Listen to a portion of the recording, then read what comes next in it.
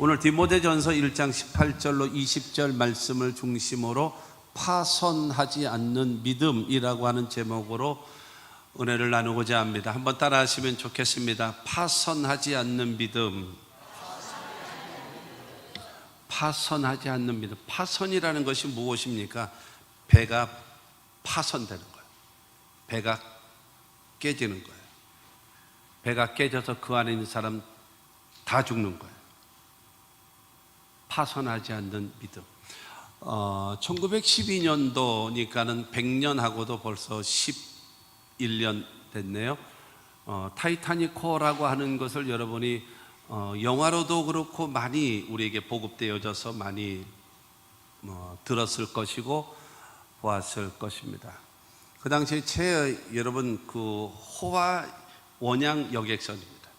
길이가 300m가 넘는 아주 대단히 큰 그런 배였습니다. 최첨단 과학으로. 그래서 그 타이타닉호를 평가하기를 신도 이 배를 파괴할 수 없을 것이다 라고 말할 정도로 아주 호화로운 배, 그가 타이타닉호였습니다. 그래도 영국에서 출발해 가지고 미국 뉴욕까지 가는 그런 그 여객선이었었는데요. 거기에 배에 인원이 얼마나 탔는가 하면 2224명이 탔습니다. 그래서 이 많은 배들이 이제 거기를 이제 왕래하는 그런 그 코스이고 그러기 때문에 다른 배들도 있고 그러니까는 타이타닉호가 첫 그 운항을 하면서 기록을 단축하자. 이런 선장의 그런 욕심이 생겼습니다. 그래서 이제 그들이 출발을 합니다. 출발을 해서 이제 가는데 6번에 걸쳐서 여러분 많은 배라든가 다른 곳에서 6번에 걸쳐서 타전이 옵니다. 팩스가 오는 거죠. 빙산을 조심하시오. 그 오는 길에는 빙산이 많이 있습니다. 그때에 여러분 이 선장은 말을 합니다. 빙산은 깨져도 이 타이타닉호는 깨지지 않는다라고 했어요.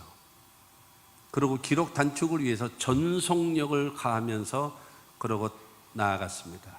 그러면서 그 안에서는 엄청난 그야말로 호화로운 축제를 즐기면서 음식을 먹으면서 춤을 추면서 그렇게 즐겼었습니다.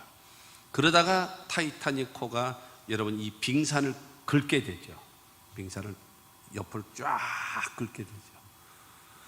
그렇게 되어져도 결국에는 2224명이 탑승을 했는데 1500명 이상이 다 죽었습니다. 그 기록이 여러분 되어져 있는 그 인류 역사 가운데 최고 큰 해양 사고 1500명이 그 자리에서 전부 다 익사해버리는 세계 최첨단 여러분 그 호화 여객선이 완전히 침몰되어져서 아직도 그거를 인양하지도 못하는 그런 상황이 되어져 있었습니다.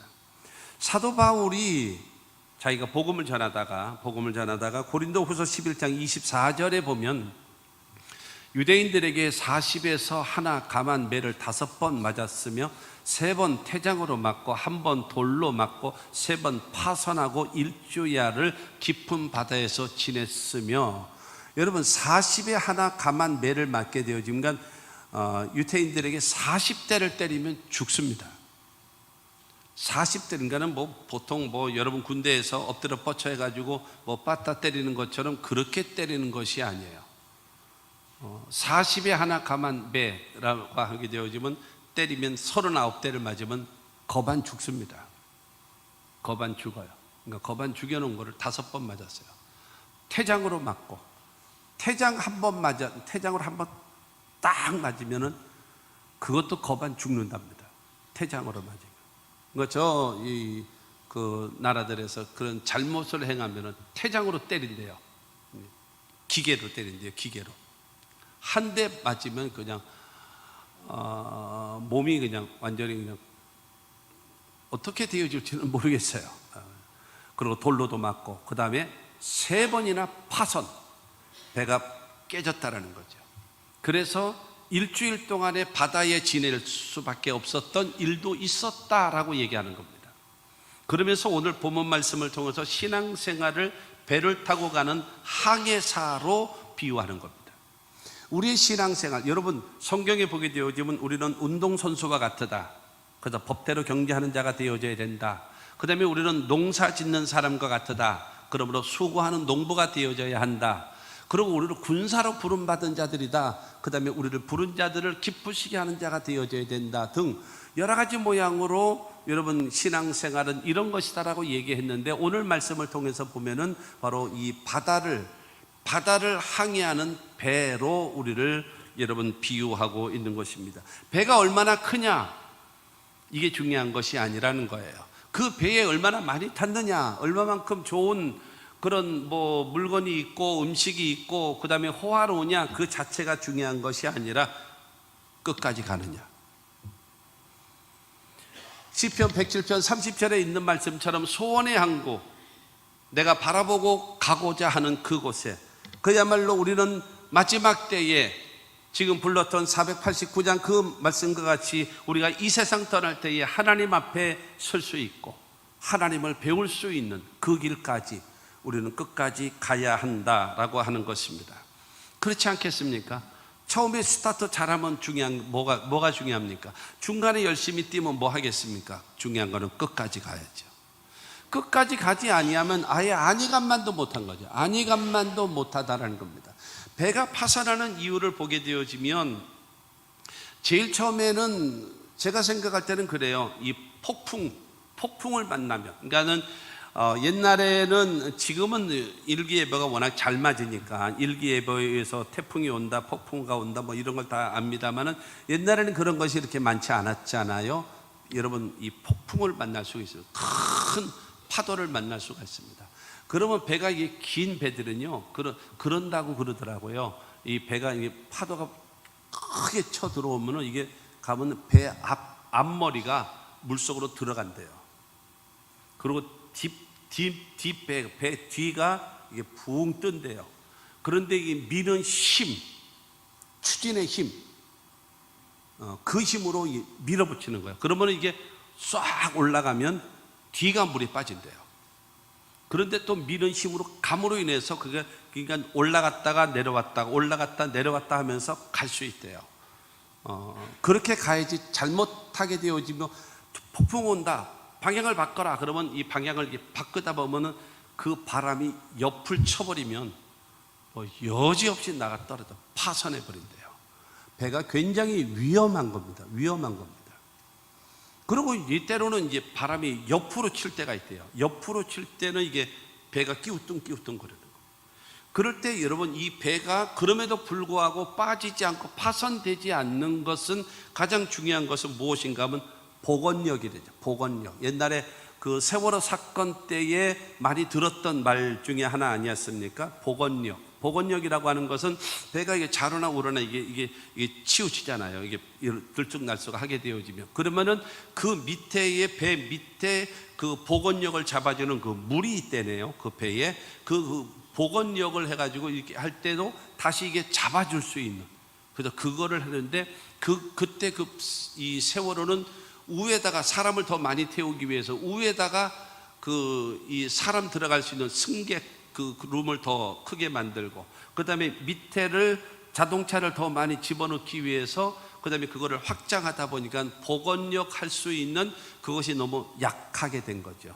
그러다 배가 끼우뚱할 때에 이거를 탁 받쳐줄 수 있는 탄력, 복원력이 있어야 되는데, 이거를 쏠렸을 때 그냥 팍 주저앉은 게 세월호죠. 그렇기 때문에 배가 이 파손할 수밖에 없는 가장 큰 원인 중에 하나가 폭풍우를 만나는 겁니다.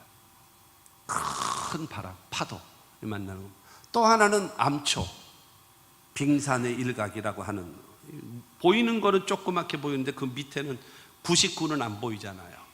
근데 이 암초에 걸리는, 그리고 또 때로는 그게 있다 그러네요. 큰 배하고 꽝 부딪히면 작은 배는 뭐 여지없이 깨져버린대요. 산산조각이 나버린대요. 그와 같은 일들이 생겨나 버리고 만다라는 거예요. 여러분, 중요한 건 우리가 항해하는 것이 중요한 것이 아니에요. 끝까지 가야죠. 목적지까지. 가야지만이 되는 거 아니겠습니까? 오늘 본문 19절 말씀을 보면 19절에 믿음과 착한 양심을 가지라. 어떤 이들은 이 양심을 버렸고 그 믿음에 관하여는 파선하였느니라. 우리에게 믿음이 필요하고 착한 양심이 필요한 거예요. 근데 양심이 버려지면 믿음도 같이 파선하게 된다라는 겁니다.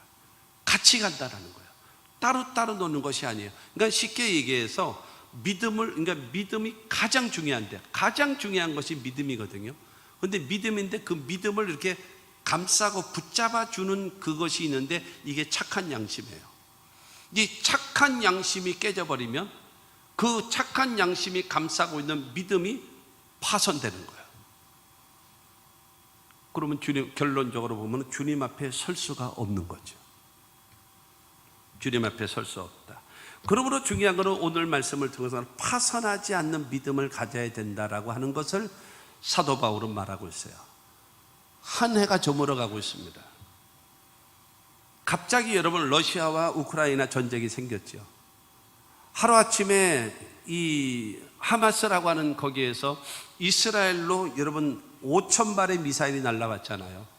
거기에서 여러분 그것을 요격할 수 있는 요격 미사일이 800개가 있답니다. 800개를 쏴대서 그 오는 미사일을 맞췄겠죠. 그러면 800개는 맞춰도 4,200개는 이스라엘의 건물과 병원과 학교와 여러분 그곳에 관공서라든가 이런 것을 때린 거죠. 그런 다음에 이 전쟁이 일어나게 되어지고 그 다음에 이스라엘은 쳐들어가고 가자지구 그도 점령하잖아요.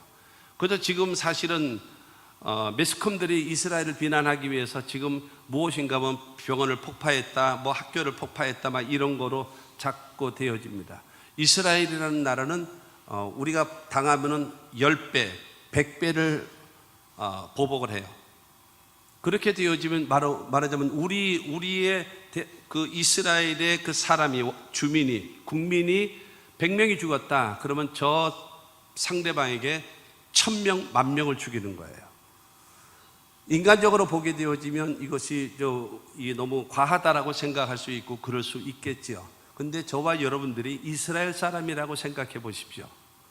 좋은 나라 아닙니까? 그건 좋은 나라예요. 여러분 그렇게 당하고도 가만히 있어. 저기 이 국제적인 이런 그 관계도 있고 그러니까 우리 좀 가만히 있지 뭐 입 다물고 있지. 그건 나쁜 나라예요. 그런 사람이 지도자라면 그건 총으로 쏴 죽여야 돼요. 그건 지도자가 돼서는 안 될 사람이에요. 그렇지 않겠습니까? 10배, 100배로 보복을 하면. 그렇기 때문에 여러분 하마스와 전쟁 났을 때 미국에서 수많은 사람들이 교수라는 공무원 하는 사람, 군인들이 그러고 사표를 내고 이스라엘로 가는 거예요. 심지어는 누구까지 갔는지 아십니까? 95세 된 노인이 젊은 오빠가 총을 들고 이스라엘을 위해서 싸우러 간다라는 거예요. 95세 55세가 아니고 95세가 자기 집에 있는 16 M16을 딱 들고 이스라엘을 위해 싸우러 간다라는 거예요. 그런 나라이기 때문에 그렇게 싸우러 가는 거예요. 그렇지 않습니까? 우리나라는 어떤가요? 우리나라는요, 미군과 더불어 우리 대한민국이 갖고 있는 요격 미사일이 700개 있답니다. 700개.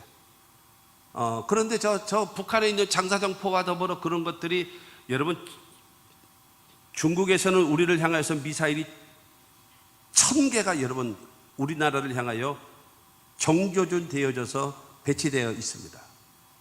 그리고 만약에 이 하마스가 되어진 것처럼 북한에서 장사정포와 더불어 미사일을 쏘게 되어지면 거의 10,000발 이상은 날아올 겁니다. 그러면 중요한 것은 대한민국은 어떨 것인가? 요격하겠죠. 사드는 핵 같은 거나 쏘는 것이지 미사일 같은 거를 맞추는 것이 아니거든요. 그럼 우리나라는 미국과 한국이 얼마가 있는가 하면 약 700개가 있답니다. 요격하겠죠. 그런데 거기가 10,000발을 쏜다고 하게 되어지면 그것도 여러분 하마스처럼 여러분 허접한 거를 쏘는 게 아니에요. 거기는 정밀한 거를 쏘거든요. 그러면 우리가 여러분 9,000발 이상은 두드러 맞겠죠. 목표가 어디겠습니까? 평택은 안 와요. 평택은 절대로 안 옵니다. 왠지 아십니까? 미군 부대가 있기 때문에 평택으로는 못 쏩니다. 쏘면 죽기 때문에. 어디로 쏘는가? 서울, 인천을 다 쏠 겁니다. 그 근처로 해서. 그러면 중요한 것은 나라의 힘은 어딘가? 첫째로는요, 억제력입니다. 억제력이라고 하는 것은 우리가 힘이 강하고, 무기를 사는 이유가 뭔지 아십니까? 무기를 사용하기 위해서 사오는 것이 아니라 무기를 쓰지 않기 위해서 무기를 사는 거예요.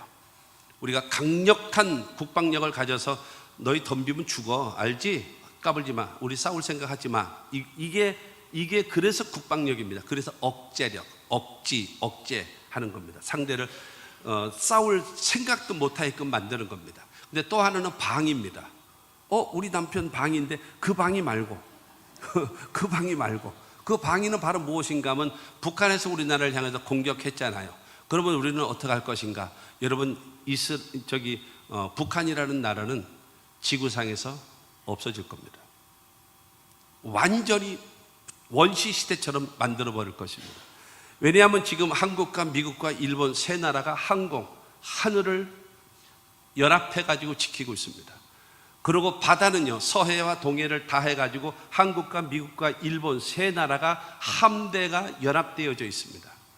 그리고 여러분, 이 보병은 한미 연합사, 한국과 미국 해서 한국 연합사가 있습니다. 미군 부대는 미8군이 있고요. 이렇게 딱 포진되어 있습니다. 하늘과 바다와 땅을 전부 다 한국과 미국과 일본, 그러니까 일본이 우리나라 대륙에 들어올 수는 없어요. 그래서는 안 되기 때문에 한미연합사 갖고도 충분하기 때문에 딱 보존되어 있습니다. 그리고 만약에 공격하게 되어지면 우리는 북한을 완전히 뭐 만들어요? 미국 국방부 장관과 한국 국방부 장관이 얼마 전에 만나가지고 만약에 우리나라를 위해서 핵 공격을 하게 되어지면 뭘 만드는가? 그 북한은 지구상에서 없어질 것이다. 그게 방위력입니다.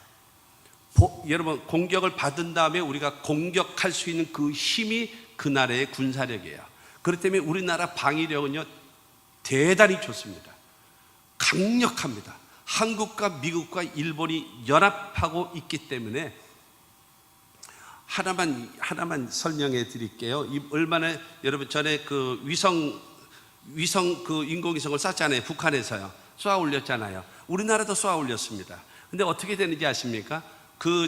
북한에서 이게 내려다보는 거는요, 이 3m를 본대요. 3m 크게. 그러니까는 뭐가 차가 지나가면 차가 지나가는구나. 저게 무슨 차지?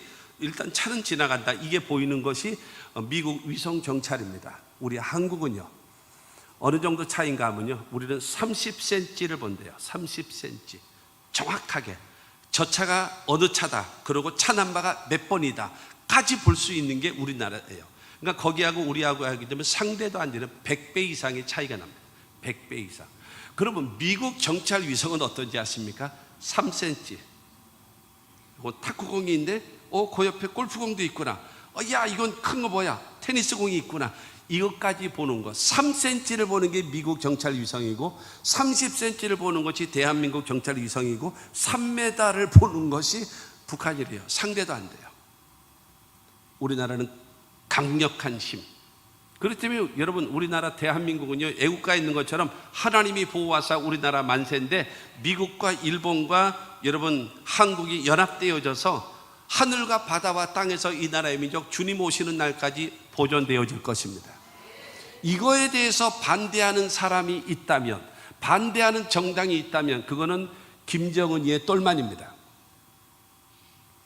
그는 김정은이의 똘만이기 때문에 그거를 반대하는 것이지 결단코 그런 일은 여러분 있어서는 안 되는 것이다 라고 하는 것입니다. 그렇기 때문에 저와 여러분들이 바로 신앙도 마찬가지고 우리의 교회도 마찬가지고 그 다음에 국가도 마찬가지고 파손되지 않고 끝까지, 언제까지요? 주님 오시는 그날까지 보존되어져야 할 것을 믿으시기 바랍니다.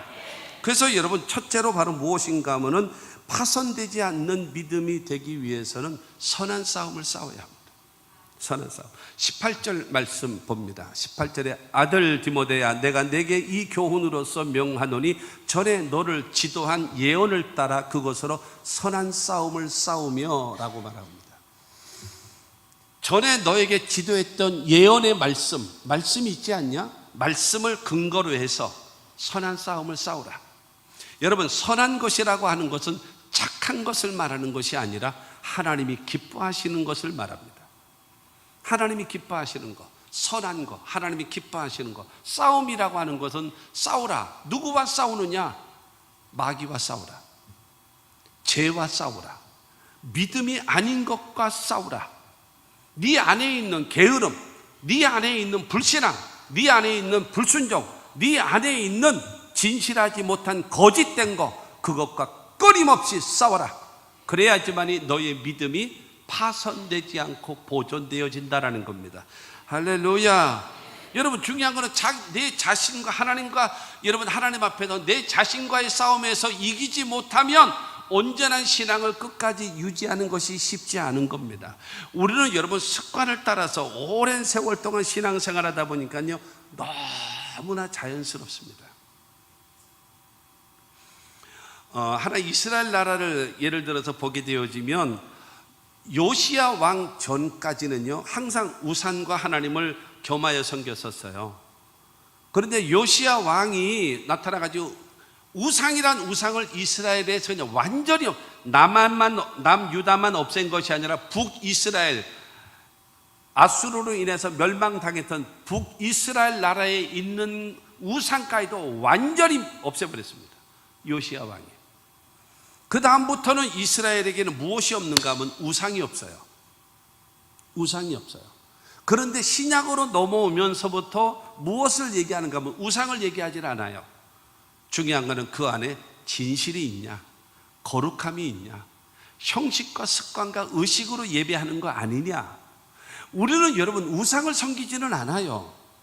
그렇죠? 우상 섬기는 사람 없죠? 여기서 여러분, 이 예배를 드리는 여러분 중에 우상을 섬기면서 지금 와가지고 예배 드리고 성가대 가운을 입고 여러분 교회의 직분을 가진 사람은 아마 없을 것입니다. 근데 더 중요한 것은 바로 무엇인가 하면 그 안에 형식과 의식적으로 마음은 없고 생각은 없고, 생각은 딴 데가 있으면서 몸만 와 있는 사람이 없을까요? 많을걸요? 형식적으로 예배 드리는 거 많을걸요? 찬송이요. 아까 489장 저 요단강 건너편에 할 때 하면서 보면요, 입을 뻥끗거리지 못하는 사람이 있어. 왜냐하면 잘 안 부르던 찬송이다 보니까 잘 못 부르는 사람들이 내 눈에 탁탁 띄어. 그렇게 있는 사람도 있고 그렇습니다만은 어쨌든 그러니까 오랜 세월 신앙생활하던 사람들은 너무나 자연스럽게 예배하는 거, 기도하는 거, 모든 것이 자연스러워. 그러나 더 중요한 것은 그 안에 하나님 앞에 마음을 다하고 뜻을 다하고 성품을 다하여 하나님을 사랑하는 마음으로 하나님께 예배하는 그 마음이 있냐라고 하는 것입니다. 그거는 끊임없는 자기와의 싸움입니다. 믿음이 아닌 것과 싸우고, 죄와 싸우고, 마귀와 싸우고, 시험과 싸우고, 나 자신의 게으름과 싸우고, 여러분 나 자신에 있는 불순종과 싸우는 그 싸움이 바로 무엇인가? 그게 바로 영적인 싸움, 선한 싸움이라고 하는 것입니다. 할렐루야. 왜 그러느냐 하면요, 에베소서 6장 12절은 우리의 말합니다. 우리의 씨름은 혈과 육을 상대하는 것이 아니요 통치자들과 권세들과 이 어둠의 세상 주관들과 하늘에 있는 악의 영들을 상대합니다. 악한 마귀는요, 끊임없이 저와 여러분들이 우리의 믿음이 파손되기를 원해요. 하나님과 멀어지게 하기를 원하고 있어요. 그래서 여러 가지 모양으로 마귀는 우리를 공격하고 다가오고 있다는 것입니다. 그러므로 나 자신과의 싸움에서 이겨야 되고, 마귀와 죄와 시험과 싸움에서 이겨야 되고요, 나 자신에게 죄에 대해서, 게으름에 대해서, 여러분 우리에게 불신앙과 불순종과의 끊임없는 싸움에서 이기시기를 주님의 이름으로 축원합니다.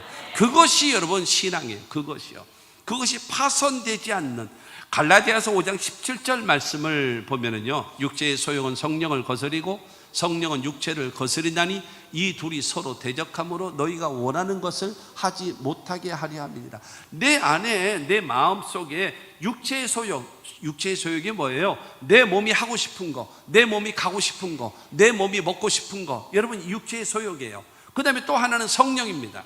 그래서 성령과 육체의 소욕이 끊임없이 싸우는 거예요. 내 안에서 끊임없이 육체의 소욕이 여러분 확 일어나게 되어지면 성령께서 여러분 소멸돼 버립니다. 그리고 성령께서 여러분 일하시게 되어지면 육체의 소욕을 하지 말아야지 하고 이게 들어가 버린단 말이에요.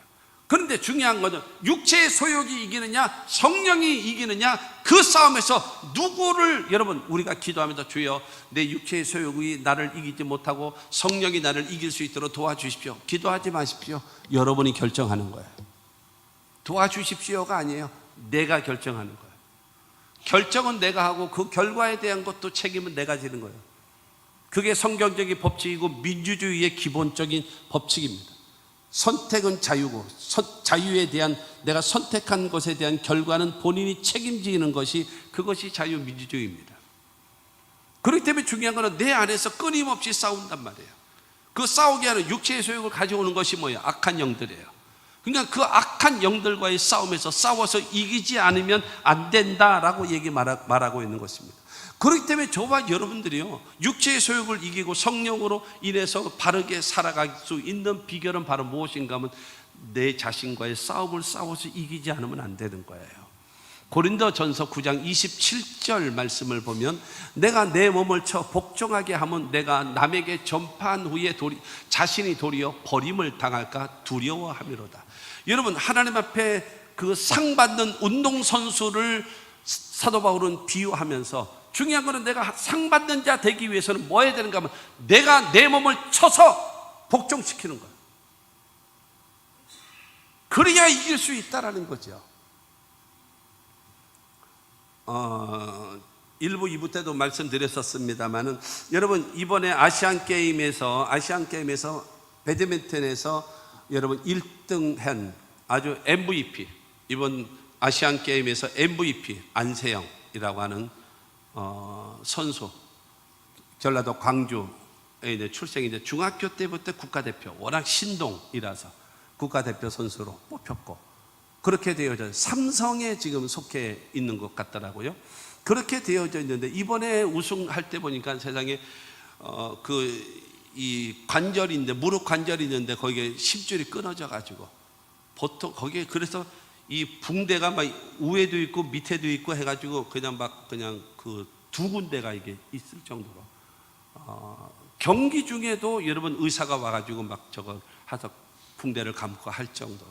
근데 그 선수가 그 이번에 결승에서 맞붙었던 그 선수와 몇 년 전에 올림픽에서 그 선수와 예선전을 했대요. 예선전을 붙었는데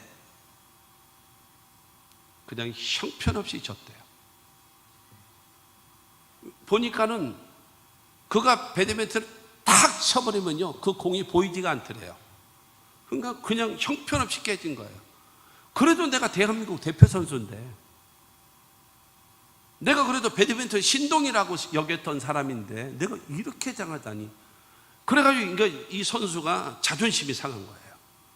그래가지고 휴식 반납, 휴가 반납, 노는 거 반납, 친구와 교제하는 거 반납, 다 반납하고 체력 단련, 그리고 배드민턴장에서 끊임없이 연습,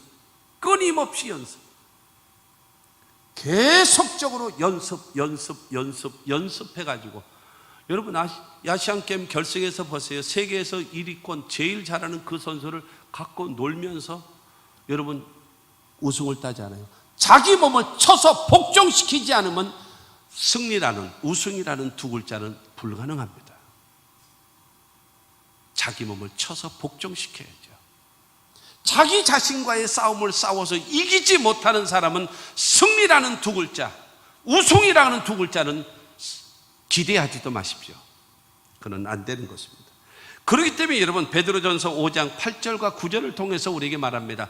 근신하라, 깨어라. 너희 대적마귀가 우는 사자같이 두루다니며 삼킬 자를 찾나니 너희는 믿음을 굳건하게 하여 그를 대적하라. 이는 세상에 있는 너희 형제들도 동일한 고난을 당하는 줄을 알미라. 근신하라, 깨어라. 왜? 악한 마귀는 우는 사자같이 삼킬 자를 찾고 있다. 그러므로 너는 믿음을 굳건하게 해서 그를 대적하라. 그런 싸움을 싸우지 아니하면 너의 믿음은 파산한다. 영적 싸움을, 여러분 선한 싸움, 영적 싸움 같은 말입니다. 여러분 이 싸움을 싸우지 않고 어떻게 이 믿음이 끝까지 보존된다라고 생각하십니까? 불가능하죠? 안 되는 거예요. 마치 뭐와 같은가 하면 언덕을 무겁고 큰 공, 그거를 굴리고 올라가는 것 같은 거예요. 신앙생활에 험하고 높은 이 길을 싸우며 나갑니다. 험하고 높은 이 길을 계속 싸우면서 올라가는 거예요. 근데요, 무겁고 힘들어요. 굉장히 힘들어요. 그러나 일정한 속도로 아무리 천천히 갈지라도 일정한 속도로 올라가면 올라갑니다.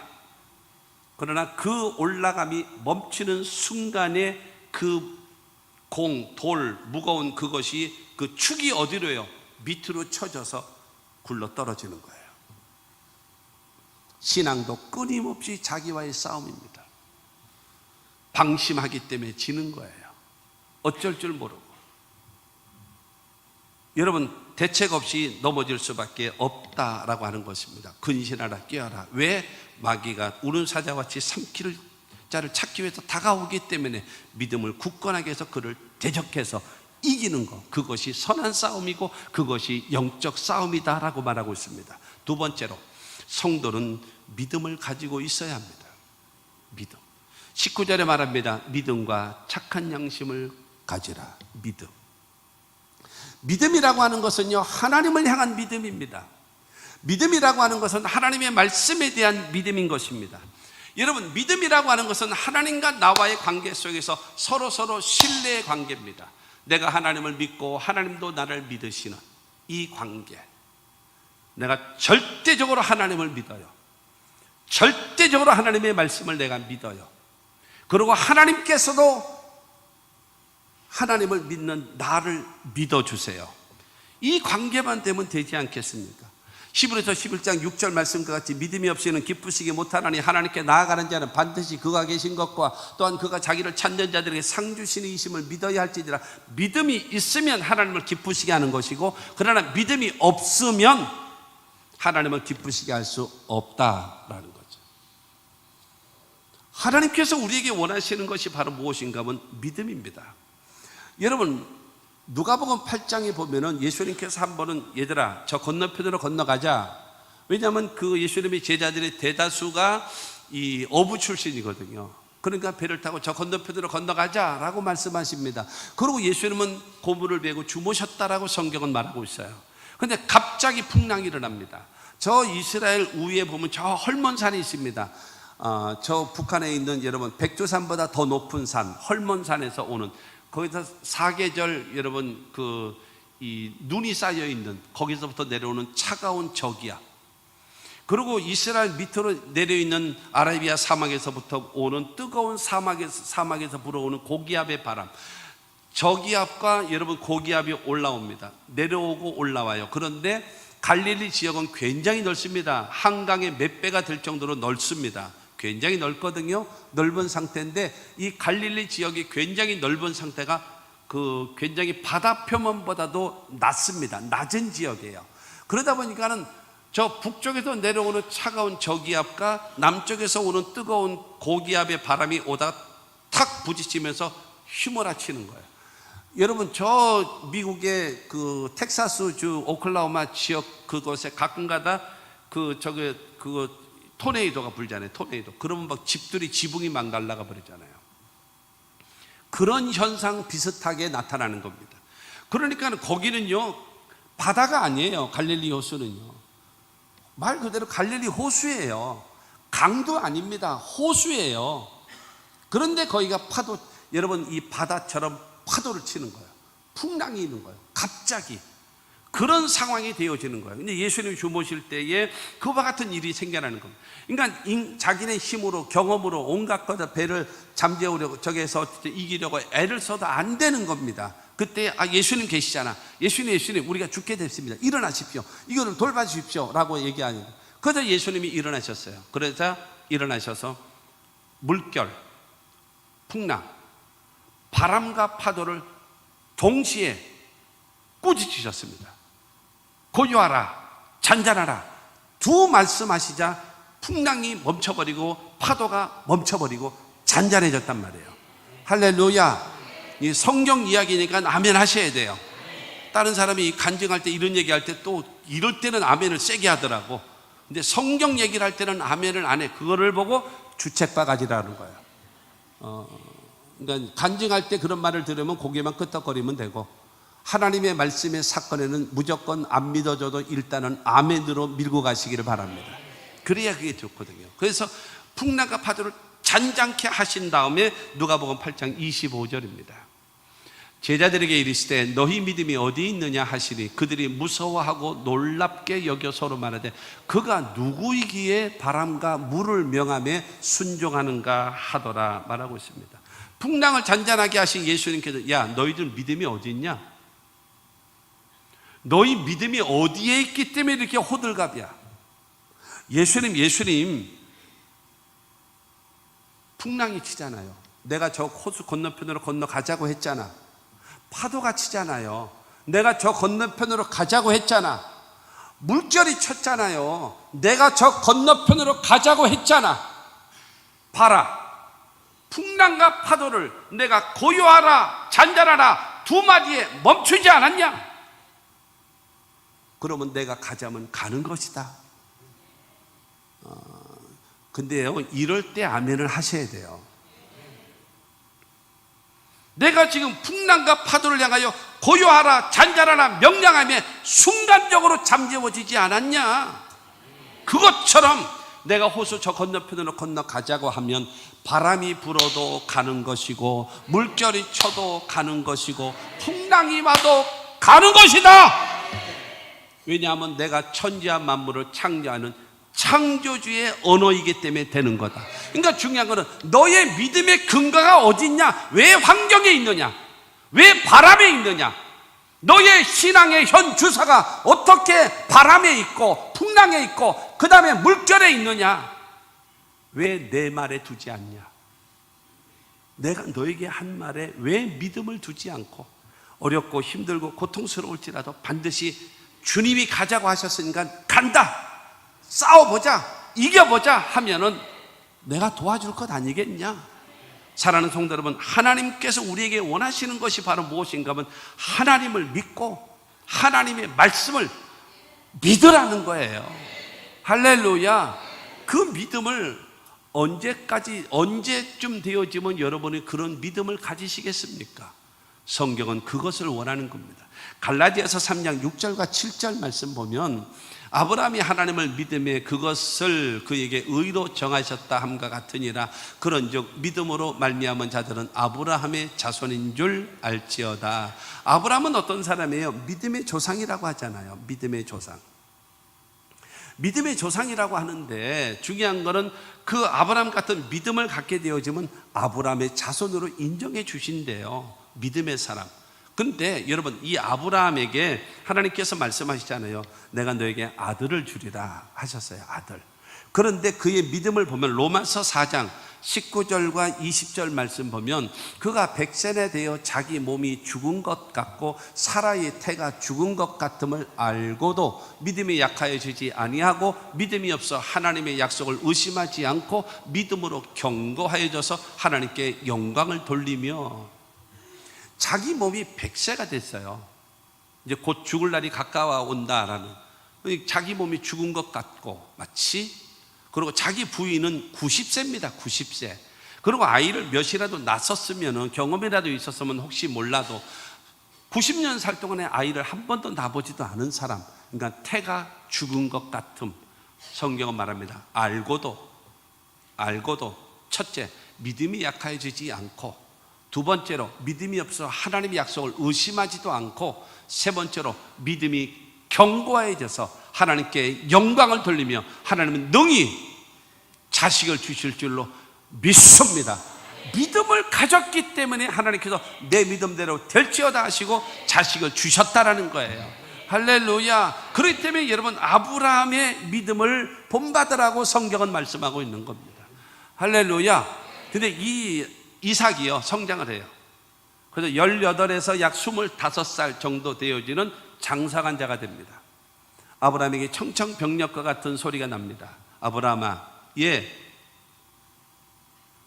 첫째 내 아들, 두 번째 네가 사랑하는 세 번째는 독자, 네 번째는 이삭. 딱 찍었어요. 빼도 박도 못해요. 대체 불가. 내 아들 사랑하는 독자 이삭. 그 아이를 내게 모리아산에서 번제로 바치라. 청청병력이죠. 마른 하늘의 날벼락 같은 말씀입니다. 그때에 여러분 히브리서 11장 17절로 19절 말씀 봅니다. 아브라함은 시험을 받을 때에 믿음으로 이삭을 드렸으니 그는 약속들을 받은 자로 돼 그 외아들을 드렸느니라. 그에게 이미 말씀하시기를 내 자손이라 칭할 자는 이삭으로 말미암으리라 하셨으니 그가 하나님이 능히 이삭을 죽은 자 가운데서 다시 살리실 줄로 생각한지라. 비유컨대 그를 죽은 자 가운데서 도로 받은 것이니라. 하나님께서 이삭을 번제로 바치라고 했으니까 아브라함은 생각할 때에 네 자손은 이삭이다 딱 찍어놨어요. 하나님도 대체 불가, 아브라함에게도 대체 불가 이삭이에요. 그런데 이삭을 주셨는데 이삭이 네 후손이라고 하셨는데 요 이삭을 제물로 바치라는 거예요. 그러니까 아브라함은 그래요, 내가 이삭을 바치면 죽인 상태에서 살리시려면 죽은 자 가운데서 살리실 것이고 내가 번제로 드려서 그를 번제로 불태웠기 때문에 잿더미가 됐다면 잿더미 가운데서라도 하나님은 내 아들 이삭을 살리실 줄로 믿습니다. 이 믿음 갖고 시작하는 거예요. 누가 놀래요? 하나님이 놀라시는 거예요.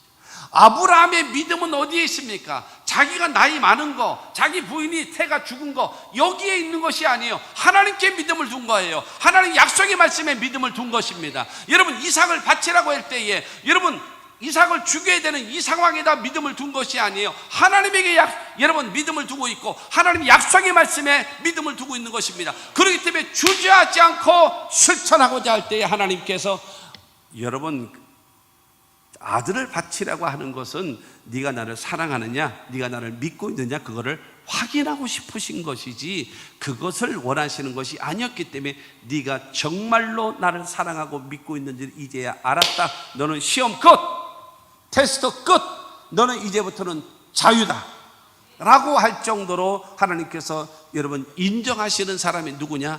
아브라함이었습니다.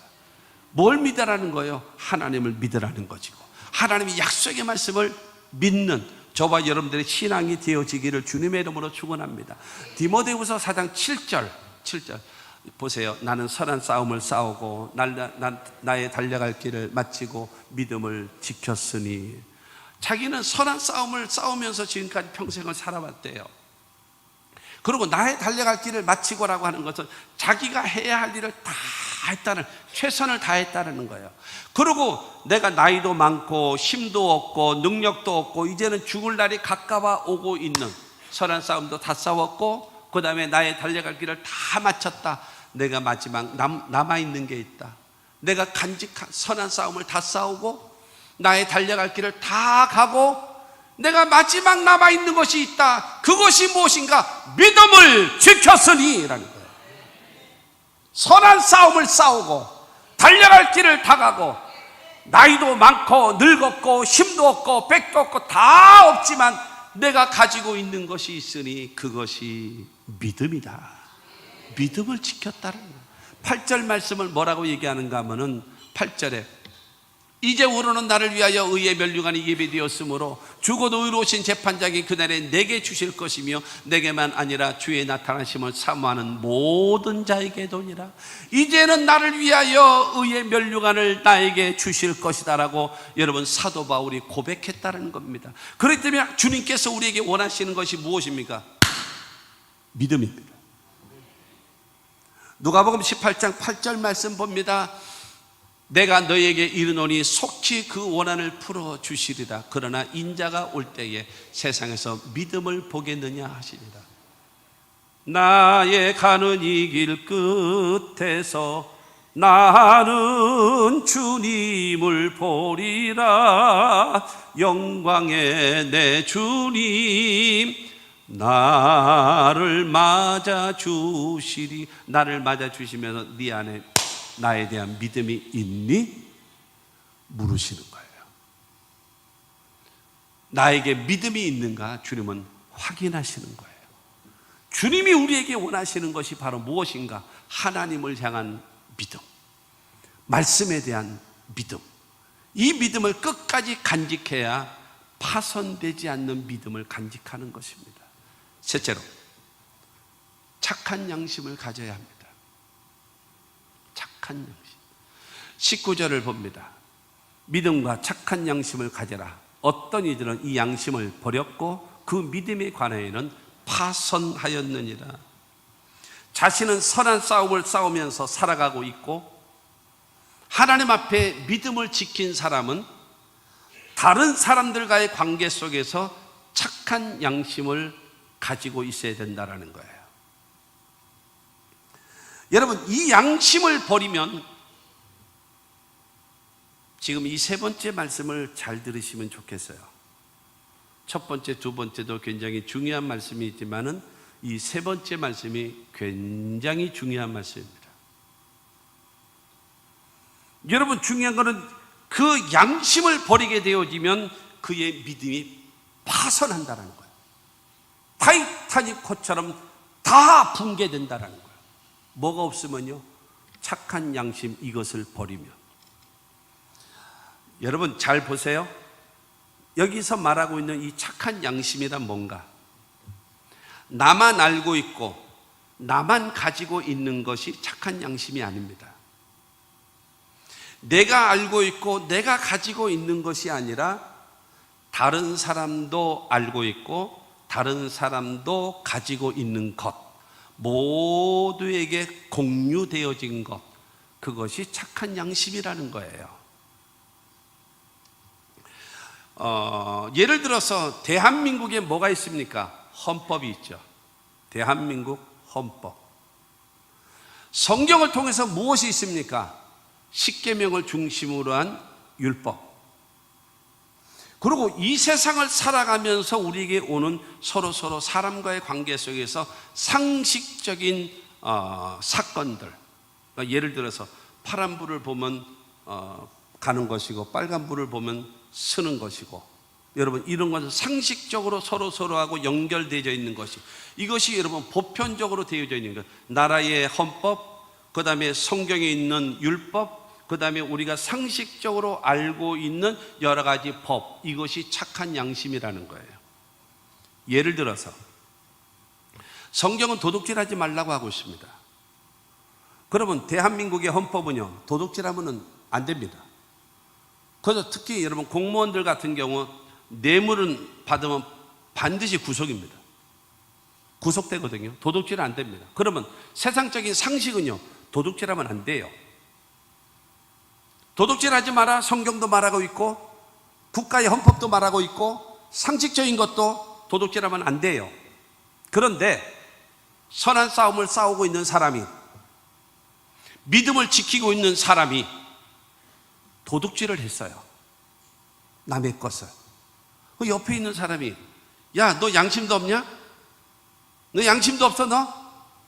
어떻게 남의 것을 도둑질을 해? 믿음을 지킨 사람이, 선한 싸움을 싸운 사람이 남의 것을 도둑질했어요. 근데 옆에 있는 친구가, 야, 너 그러면 양심도 없냐, 너? 어떻게 남의 것을 도둑질해? 라고 얘기하고 있을 때에 이 정도는 괜찮아 라고 하는 것이 양심을 버리는 겁니다. 그 양심을 버려요. 이 사도 바울이요, 로마서를 쓰면서 유대인들의 죄, 이방인들의 죄, 세상 모든 사람들의 죄를 얘기하면서 하나님을 섬기는 유대인들의 죄를 설명을 하고 있습니다. 로마서 2장 22절로 24절 말씀을 요 하나를 예를 들어서 말씀드립니다. 시작. 간음하지 말라. 말하는 내가 간음하느냐? 우상을 가증히 여기는 내가 신전 물건을 도둑질하느냐? 율법을 자랑하는 내가 율법을 범함으로 하나님을 욕되게 하느냐? 기록된 바와 같이 하나님의 이름이 너희 때문에 이방인 중에서 모독을 받는도다. 너는 간음하지 말라고 가르치는 자 아니냐, 너? 근데 네가 간음을 하니? 이게 말이 돼? 이 얘기를 하고요. 우상을 가증히 여기는 네가 우상을 섬기는 신전에 들어가서 거기에 있는 거 비싼 거 있다고 해도 도둑질 해갖고 오니? 이게 말이 되니? 그러면서 말합니다. 너는 율법을 자랑하는 사람이, 율법을 지키라고 자랑하는 사람이 네가 율법을 범하면 되겠니? 간음을 하지 말라고 하면서 간음을 행하고, 우상을 가증하게 여기면서 우상의 신전에 가가지고 그 물건을 훔쳐오고, 율법을 자랑하는 네가 율법을 범하게 되어지면 첫째, 하나님을 욕되게 하는 것이고, 둘째, 하나님의 이름이 세상 사람들에게 모독을 받는다. 이게 말이 되냐? 라고 말하는 거예요. 하나님의 사람들 뭐 하라는 거예요? 준법 정신이 강해야 된다라는 거예요. 나라의 법에도, 교회의 법에도, 그 다음에 서로 상식적인 법에도 순응할 줄 알고 따를 줄 알고 함께 할 줄 아는 사람이 되어져야 된다라는 거예요. 그렇지 않으면, 제가 여러분 그러지 않습니까? 교회에, 우리 교회 승합차가 어떻게 되어 있나요? 앞에도 순복음 평택중앙교회 1호차, 2호차, 3호차 써 있잖아요. 그 다음에 양옆에도 순복음 평택중앙교회 쫙 새파란 배경에 해가지고 쫙 써 있잖아요. 뒤에도 순복음 평택, 사방에 순복음 평택중앙교회 이름을 다 써놓고 다니면서 여러분 난폭운전을 한다던가 신호 위반을 한다던가, 여러분 사람 비키라고 크락션 빵빵 눌러댄다고 하게 되어지면 지나가는 사람이 뭐라 그러겠습니까? 당장 욕 나오죠. 교회 차가 왜 저래? 교회가 왜 저래? 이 소리는 뭐예요? 하나님을 모독하는 거예요. 교회를 욕하는 거예요. 어물전망신 꼴뚜기가 시킨다고. 그러니까 중요한 거는 이런 착한 양심을 버리지 마라.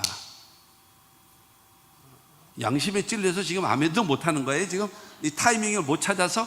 사랑하는 성도 여러분, 이 착한 양심, 상식적인 것, 그 다음에 하나님의 법, 율법, 그 다음에 이 나라의 헌법에 어긋나는 행위를 하지 마라. 누구와의 관계에서? 사람과 사람과의 관계 속에서. 아멘. 여러분, 이렇게 하게 되어지면 이 사람은 마치 깨진 거울로 자기 얼굴을 보는 사람과 같고 양심을 버린 사람과 같다라고 얘기하는 겁니다. 그래서 20절 말씀을 보면, 오늘 본문 20절에 그 가운데 후메네오와 알렉산더가 있으니 내가 사탄에게 내준 것은 그들로 훈계를 받아 신성을 모독하지 못하게 하려 함이라. 후메네오와 알렉산더라고 하는 이 사람이 이 초대교회에 아마 중추적인 역할을 감당하는 지도자였던 것 같아요. 다른 사람들에게 가르쳐주는 자였었습니다. 그런데 이 사람이 착한 양심을 버렸고 믿음이 파손되어졌는데 전혀 천양덕스럽게 율법을 가르치고 말씀을 가르치고 그들의 선생이 되어져 있는 거예요. 그렇기 때문에 사도 바울은 그들을 징계해서 출교, 제명, 교회에 출입 금지, 너는 우리 교회의 사람이 아니야, 세상 사람과 똑같은 사람이야 라고 하면서 사탄에게 내어줘 버렸다는 거예요. 왜요? 하나님의 이름이 모욕되지 않게 하기 위해서라는 거예요. 교회의 장로님들과 여러분 권사님들은 기억하셔야 됩니다. 여러분들은 교회에 여러분 하나님의 주권, 하나님의 뜻, 하나님의 영광을 가로막는 사람이 있다면 여러분들은 책임을 지고 뽑아내야 합니다. 그래서 하나님의 교회가 잘 보존되어지고 여러분 파손되지 않게끔 나가야 된다라고 하는 것을 말해주고 있습니다. 히브리서 10장 22절을 말합니다. 우리가 마음의 뿌림을 받아 악한 양심으로부터 벗어나고 몸은 맑은 물로 씻음을 받았으니 참 마음과 온전한 믿음으로 하나님께 나아가자. 여러분, 우리 마음속에 착한 양심을 잃어버리는 그런 상황이 되어질 수 있어요. 그럼 뭐 하라는 거예요? 하나님 앞에 나와서 회개하라는 거예요. 하나님 앞에 용서를 받으라는 거예요. 그래서 뭐 하라는 거예요? 깨끗한 마음과 여러분 온전한 믿음으로 하나님께 나아가며 하나님을 섬기자, 착한 양심을 끝까지 간직하며 살자라고 말하고 있는 것입니다. 할렐루야. 결론입니다. 로마서 12장 2절 말씀을 보면 너희는 이 세대를 본받지 말고 오직 마음을 새롭게 함으로 변화를 받아 하나님의 선하시고 기뻐하시고 온전한 뜻이 무엇인지 분별하도록 하라. 여러분, 로마서 1장부터 11장을 통해서 이신득의, 여러분 믿음으로 말미암아 하나님 앞에 의롭다함을 얻고 구원함을 얻은 하나님의 사람들은 12장을 통해서 이렇게 사는 것이다 그러면서 12장 1절에 그러므로 내가 하나님의 모든 자비하심으로 너희를 권하노니 너희 몸을 하나님이 기뻐하시는 거룩한 산 제물로 드리라. 이는 너희가 드릴 영적 예배니라. 구원받은 사람은 첫째로 예배자가 되어져야 된다라고 말하고 있고, 지금 읽었던 여러분 2절 말씀에는 이 세상을 살아갈 때 어떻게 살아가야 되는가, 이 세상을 본받지 마라. 두 번째로는 오직 마음을 새롭게 함으로 변화된 마음을 가져라. 세 번째로 하나님이 선하시고 기뻐하시고 온전한 뜻이 무엇인지 분별하고 그 뜻대로 사는 자가 되라. 이것이 하나님의 사람이다라고 말씀하고 있는 것입니다. 파선하지 않는 믿음을 가지려면 첫째로 성도는 여러분 끊임없이 선한 싸움을 싸우는 겁니다. 이건 뭐예요? 자기 자신과의 싸움입니다. 두 번째로 성도는요, 믿음을 가지고 있어야 됩니다. 하나님과의 관계를 바르게 하는 것입니다. 세 번째로 성도는 여러분 착한 양심을 가져야 됩니다. 사람들과의 관계가 바르게 되어야 합니다. 그렇게 되어져야, 여러분 말씀을 잃어버리면, 잘 보세요, 말씀을 잃어버리면 첫 번째 선한 싸움을 싸우는데 여기서 싸움에서 집니다. 착한 양심을 가져야 되는데 마음이 악해지면 여러분 양심이 버려집니다. 그렇게 되어지면 여러분 하나님을 향한 믿음도 파손되어져요. 사랑하는 성도 여러분, 착한 양심을 버리면 기도가 됩니까? 안 되잖아요. 진실한 기도는 안 되잖아요. 형식적인 기도를 하는데 이것 주세요 저것 주세요는 되는데 하나님과 나와의 관계에 진실한 주님과 나와의 대화는 안 되잖아요. 안 되잖아요. 내 말이 엉켜요. 모르십니까? 애써 부인하십니까? 착한 양심을 버리면 기도가 엉킵니다. 기도가 안 나와요. 깊어지지가 않아요. 얕은 물 가서 퐁당퐁당 거리고 돌아다니는 것이지 깊은 기도가, 양심이 있어서 기도가 안 돼요. 그러면 예배가 형식적으로, 습관적으로, 의식적으로 됩니까? 그렇게 흘러가는 거예요. 연수는 자랑하고 직분은 자랑하고 여러분 이렇게 자랑을 하는데 내 마음속에 진실함이 없는 거예요. 간절함이 없는 거예요. 주의 말씀 받은 그날 참 기쁘고 복되도다. 기쁜 날 기쁜 날 주 나의 죄다 씻은 날, 이러면서 감격하고 기뻐하고 감사하고 하나님을 섬길 수 있는 그런 마음이 생겨나야지요. 이것이 안 되면 안 된단 말입니다. 마지막으로 로마서 14장 17절 18절입니다. 하나님의 나라는 먹는 것과 마시는 것이 아니요 오직 성령 안에 있는 의와 평강과 희락이라. 여러분 18절은 나중에, 여러분 의와 평강과 희락이라, 지금 똑같은 말입니다. 의라고 하는 것은 하나님과의 관계, 지금 파산하지 않는 믿음을 위해서 하나님 앞에 믿음이 있어야 되잖아요. 평강, 착한 양심, 사람과의 관계, 희락, 자기 자신, 선한 싸움을 싸우는. 그러니까 하나님과의 관계가 바르게 되고 사람과의 관계가 바르게 되어지고 자기 자신도 바르게 되어져야 돼요. 18절은 말합니다.